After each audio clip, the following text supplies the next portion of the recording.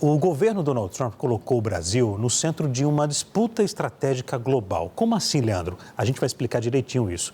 Os Estados Unidos convidaram o país para integrar uma coalizão de minerais críticos, recursos essenciais para a indústria de tecnologia, defesa e transição energética. É um mercado muito grande. O objetivo é, claro, reduzir a dependência da China, que domina o mercado mundial. O governo Lula, no entanto, avalia o convite com cautela. Vamos entender essa história aqui no telão? Vou mostrar para vocês aqui, olha. Primeiro, antes de tudo, terras raras. São, resumidamente, 17 elementos químicos essenciais que ajudam na tecnologia moderna, de smartphones, de equipamentos militares, também de equipamento militar, aquelas eólicas, enfim, deixa eu pegar aqui para fazer uma fila, vou sair do enquadramento. Turbinas eólicas eletrônicos, motores de carros elétricos, enfim, é um setor que chama atenção. Por quê? Eu pedi para poder preparar essa arte aqui no telão para vocês terem ideia da quantidade, da riqueza que nós temos.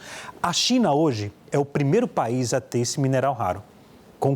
Olha a quantidade de reserva, tá vendo? 44 milhões de toneladas em reservas. O primeiro país é a China. Qual é o segundo país? O Brasil. Olha a quantidade, 21. É a segunda maior reserva, com 21 milhões de toneladas, mas produz muito pouco, né? Na sequência vem a Índia, eles têm lá o mineral raro? Tem, mas também é muito pouco, né? 3. Em quarto lugar, a Austrália, o número cai, né? E depois vem a Rússia.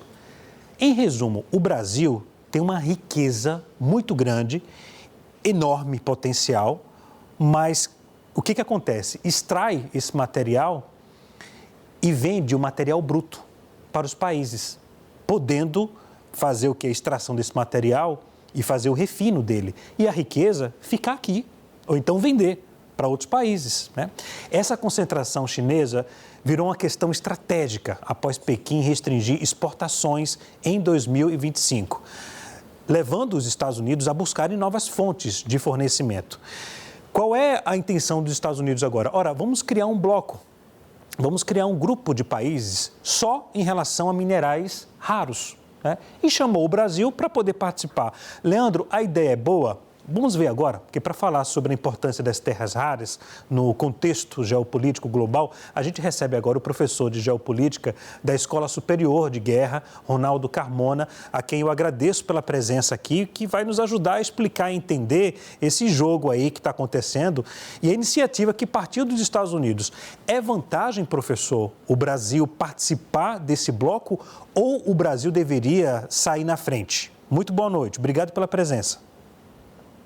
Boa noite, Leandro. Boa noite a todos que nos assistem.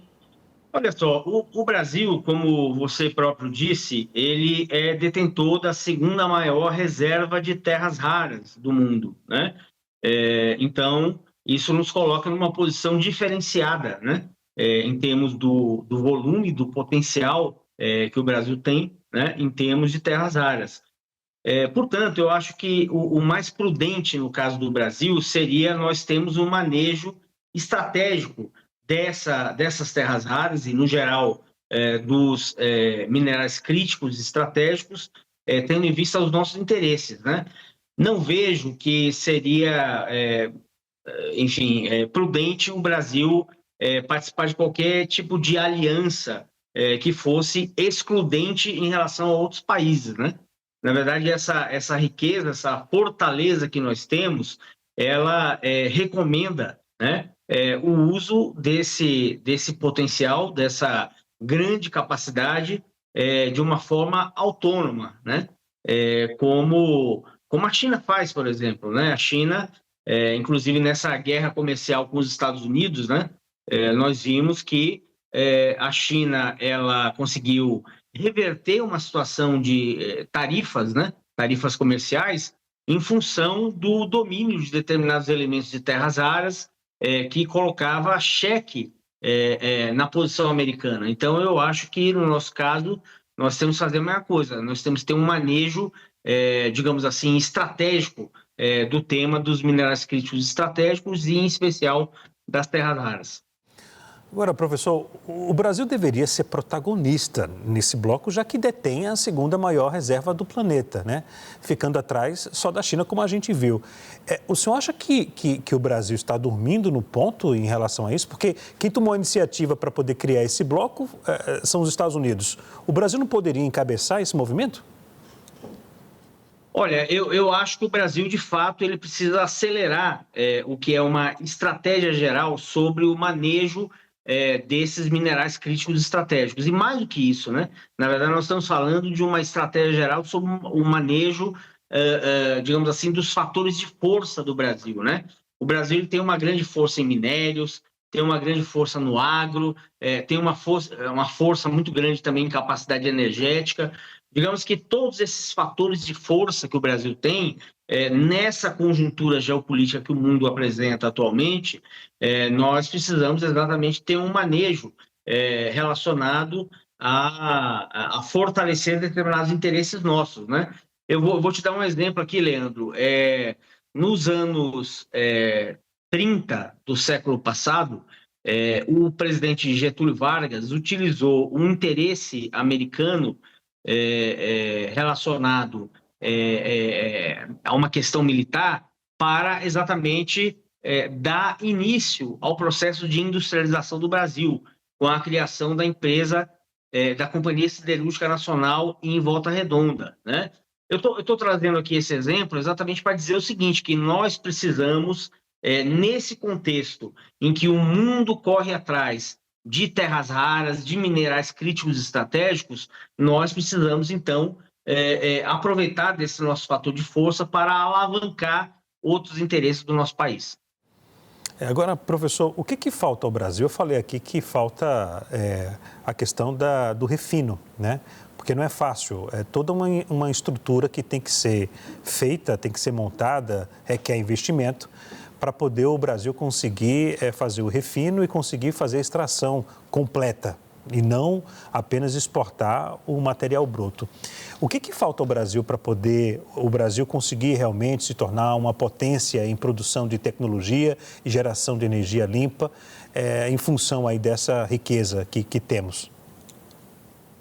Olha só, eu acho, viu, Leandro, que assim, um bom caminho para isso é exatamente o de nós atrelarmos a extração de minérios à capacidade de agregação de valor, ou seja, vincular qualquer tipo de extração de minério a necessariamente você ter um processo de industrialização, de agregação de valor, ou seja, o Brasil ter como política não permitir a simples extração do minério, né?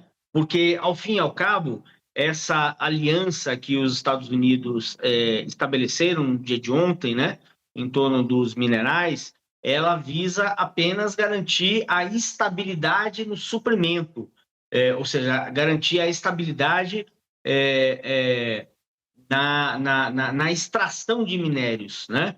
O Brasil, ele não pode concordar com isso, ele tem que fazer com que o uso dessas suas capacidades, dessas suas reservas vultosas, ela esteja atrelada à industrialização desse minério, ou seja, à agregação de valor desse minério. Então, isso que tem que ser a base da nossa política, né?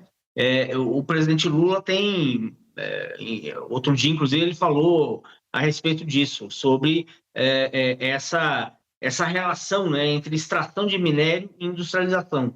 Nós não, de forma alguma, podemos concordar com a simples extração de minério e a simples utilização do Brasil como base dessa cadeia de suprimentos. E sem contar que outros países estão de olho nessa riqueza nossa aqui, né? Enquanto a gente precisa fazer investimentos, a gente precisa pensar antes para conseguir extrair isso e a riqueza ficar aqui no Brasil, né? Professor, obrigado, viu, pela entrevista, uma boa noite ao senhor e até a próxima. Obrigado, boa noite, Leandro. Um abraço, até a próxima. Grande abraço.